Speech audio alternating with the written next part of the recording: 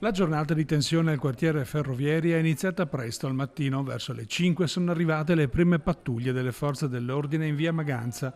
Obiettivo: sgomberare il bosco Ca-Alte nel quartiere Ferrovieri, che diventerà un cantiere.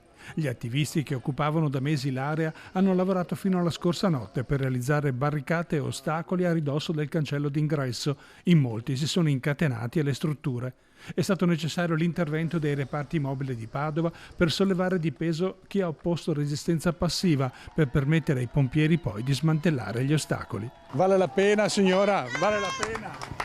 Vale la pena, per amore della città.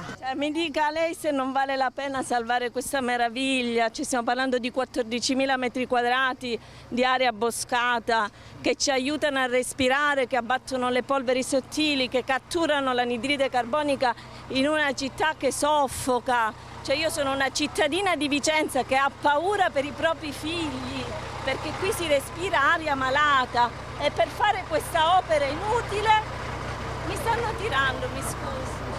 Comunque, anche se non tocca il bosco, sarà il cemento, le tonnellate di cemento, l'acqua che verrà usata per i mega cantieri che dureranno almeno 10 anni, che ci faranno soffrire, che faranno soffrire l'ambiente, il clima di noi e di voi tutti. L'azione è proseguita con grande determinazione delle forze dell'ordine, impiegando anche gli idranti.